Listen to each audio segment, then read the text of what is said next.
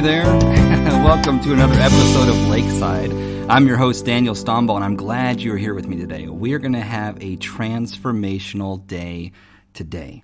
We're going to take the next few minutes and talk about our identity in Christ. That is who we are in Him and who we are to Him. And this is powerful because identity brings purpose. Let's get started.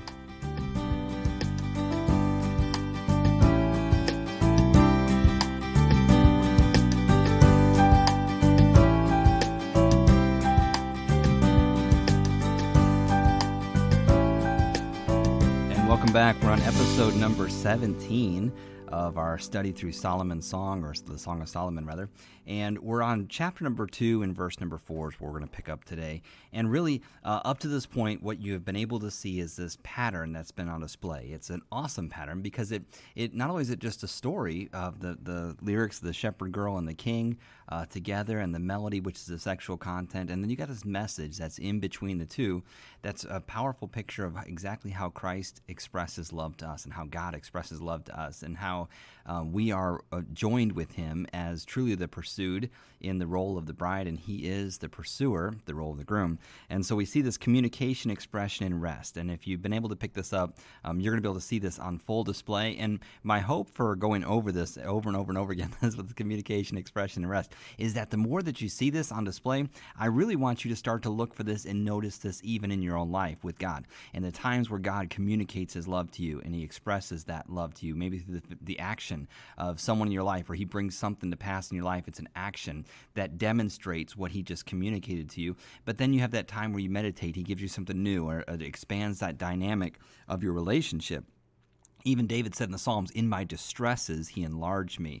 Like a Tupperware container lid, you got to you're trying to force it onto a container, and if you heat it up, what it does, it softens it where you can snap that lid onto a larger container. And really, when David said, "In my distresses, He enlarged me," every time God communicated and expressed with me in my life, is what He was saying, is that God, I meditate on that, and bam, it pops into a greater level, and greater understanding, and a greater capacity that I'm now able to do because of that communication express. And sometimes the communication does not always sound like romantic words. Sometimes it sounds like something a little bit tougher than that. It sounds like a loss sometimes. It sounds like a layoff, or it sounds like a job, or it sounds like a losing a job, or it sounds like a breakdown in your vehicle. It sounds like some kind of difficulty that comes across your path, a setback financially, and it sounds really harsh. And we think, well, that's God speaking to me. And truth is, God doesn't always sound the way that we want Him to sound. The whole purpose of God communicating with us is to bring us to a greater level of understanding with Him. That's why I said earlier, when you come to a wall in your life, instead of asking God why, you start asking God what. What is it you want me to learn about that? So we see this communication, expression, and rest, and we're going to roll into this a little bit more as we go on. But we see this dialogue taking place, and it's between the two of them, and it's a beautiful picture of the communication in a strong relationship, what that looks like. And the communication is powerful. It's a powerful exchange of affirmation between two individuals, and the beauty of this exchange is that it sets both a pattern for us in our relationships horizontally, as well as with the message of love from God to us, the vertical message. And so in this segment, starting in verse number 2, she opens with the declaration that she is who He told her she is, and the king pushes the declaration into the stratosphere by taking her emotional wounds and feelings of insecurity into a place of healing. Remember, she said that she compared herself to the daughters, and he says, no, you are unique, and you are different from the daughters, but it's not a bad thing. You've looked at that as a failure, as a setback in your life, but I'm telling you, setbacks are sit-ups. They're there to give you core strength. When you have to do a sit-up, you go set back, and then you come back up, and that pull-up is what gives you core strength. He said, man, it's not a setback. This is something that I've designed. This is perfect because this is why I chose you. You're different. And she responded with her heart on full display. because he spoke of her uniqueness and how she didn't feel like she measured up. And he said, no, that's the reason why I love you, is because you're not like everyone else.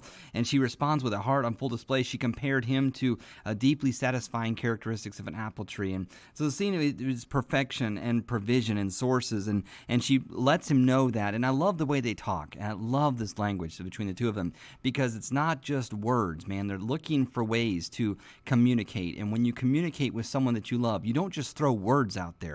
Man, words can be hollow and empty, and we're used to words. Man, the world, it takes a word and it will twist it around and cheapen it. And so when you speak to someone, it's the effort involved. And let me find a way to communicate my heart to you through everything that you would see around you and through everything that you hear. And let me find a way to communicate through the words that you say to me. And let me find a way to reach into that conversation and make this a rich and rewarding process for you, man. I want you to know my heart, and I want there to be no doubt that and I want you to also know that no one else can talk to you like the way that I'm speaking to you. This is unique, and you're forever, ever going to remember the way that I speak to you. And when you start to hear God's voice in your life, you will understand that you don't ever want to go a day without it, man. I have to hear from him, and I'm looking for him. And man, I say, God, speak to me today. I want to see you. I want to see you so bad. I want to talk to you. Tell me something, and just because I love the way that God talks to me. He talks to me in a visual reminder, and a visualization is what is very strong for me. So God brings things to me in a visual way,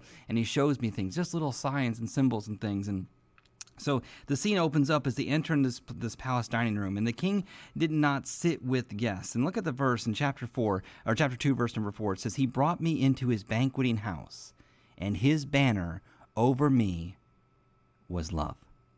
He brought me into his banqueting house, and his banner over me was love. And so the scene is opening up. They enter the dining room, and the king did not sit with the guest. He sat in a place that was up above the rest of the dinner party. He was in his place of elevation where he could overlook everything and everyone, and she sat up there with him. And there was no mistaking his seat, because above his throne was a very large banner displaying his name and the crest of Solomon. The crest and the shield of Solomon represented his power and magnificence, and to everyone in that room, as they looked up at Solomon while they ate, they saw power and they saw wealth. They saw strength, stability, justice, wisdom, and courage. All of his name connotated that. Remember verse number 3 of chapter 1, they talked about his name. And man, the name of Solomon connotated all those words. And so as the guests would sit there eating their dinner, they would look up at where Solomon sat in his little alcove that was off the side of the dining room, up above in an elevated position. They looked at that crest and that name that was up there, and they saw his name, Solomon. And automatically those thoughts came to his mind. And to the bride that was seated next to him, when she looked at Solomon, she saw those aspects on display, but she saw something even greater.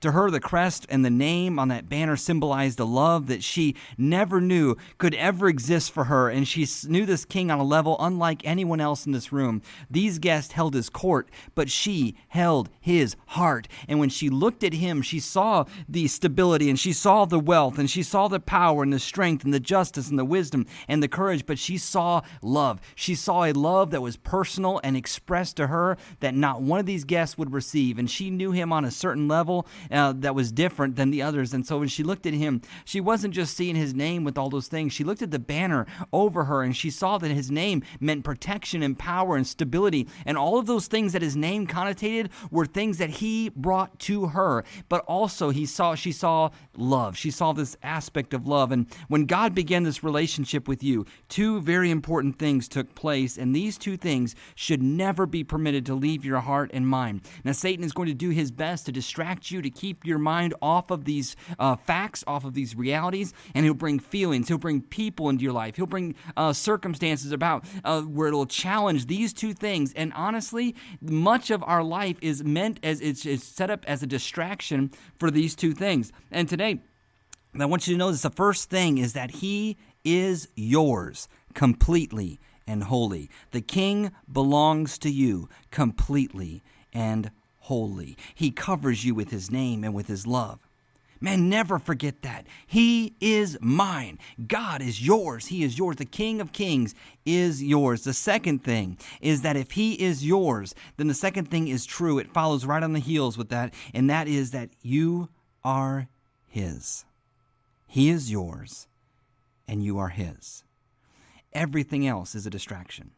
Every other thing is a distraction meant to keep your mind off of those things. You know, if you went about your day with the understanding and the belief and the faith that he is yours and that you are his, what in the world can anyone do to you? Well, they took my parking spot.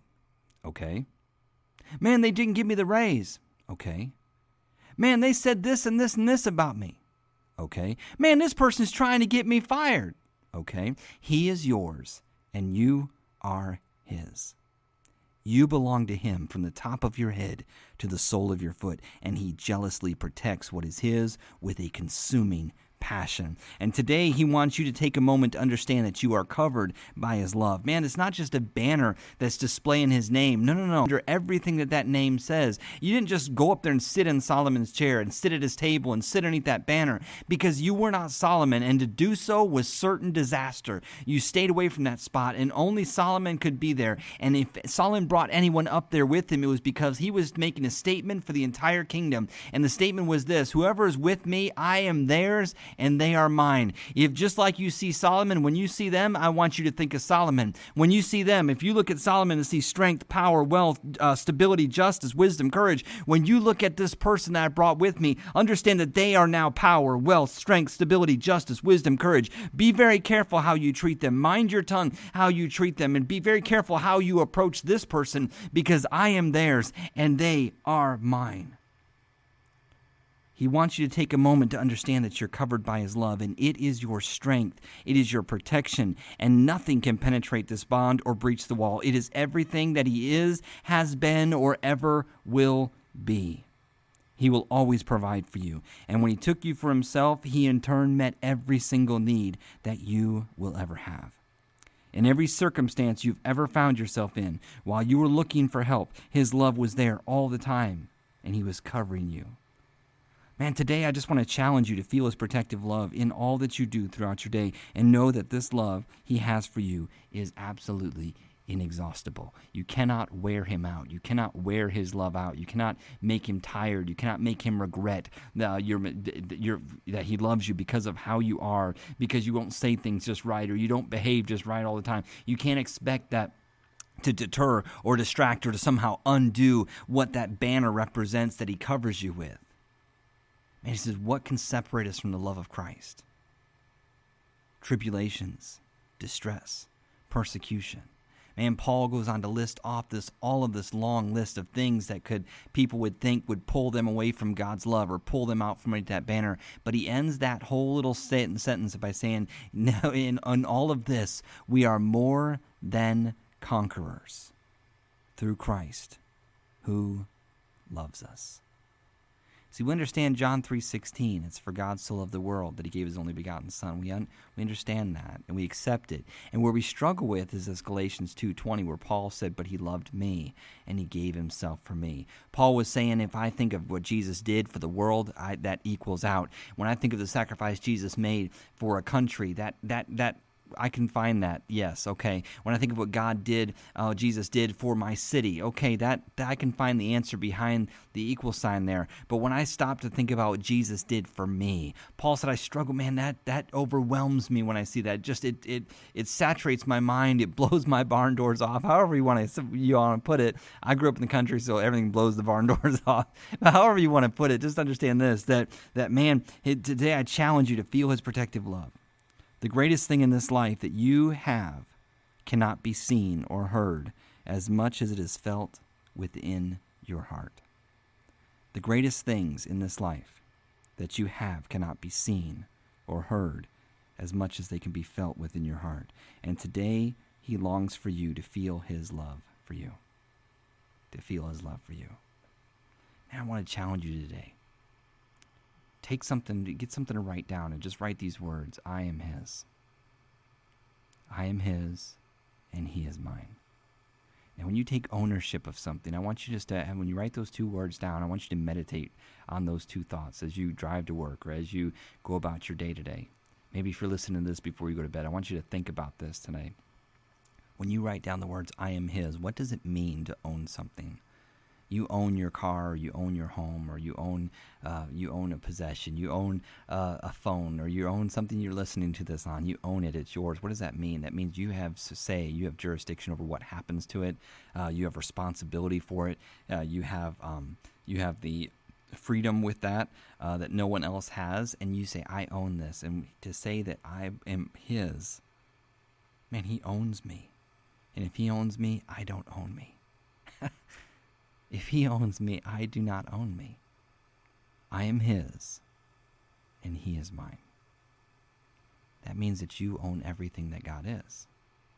And if anything, y'all, it's that we don't ask for awareness. We don't have the awareness of what it is we actually have in him. We grab Jesus because he was free 99, but we've never taken the time to examine the riches of Christ, understand what does it mean to have him and to be his. Man, I challenge you. I am his, he is mine. Write it down, write it down, write it down. I am his, he is mine. And don't just write it down, meditate on that. Think about what it means for ownership on both ends of that spectrum. Because I promise you, when you stop to understand that you're loved and nothing can take that away from you, so what? They didn't see value in you. Most people around you, even the ones closest to you, truly do not see value in you. We just don't. It's very hard for us to grasp the value of someone that we love, and until they're not there anymore. And so, if you feel like you're forgotten or feel like you're abandoned, feel like people don't see your value, understand this: that God does, and you are under His protective banner, and nothing can pull you out. Well, thank you so much. I can't wait for tomorrow. Make sure you come back, and we'll jump into the next episode there. We're going to be looking at the statement that she makes, because as the dinner is taking place, she looks over at Solomon, and she's taking in everything that happens. And what she says, because of what she sees, it is like it sets up for the next stage, because remember, it's communication, expression, and rest. So she's going to communicate, and Solomon, man, he's going to start expressing. And when he expresses, man, it just like it changes everything. Every time the king puts his hand in your life, it changes everything. So that's coming up, and we'll catch you next time on that. Make sure you have give your smile away today. Somebody is needing that, and your smile is your source. People are hungry for your source. God bless you. We'll see you next time.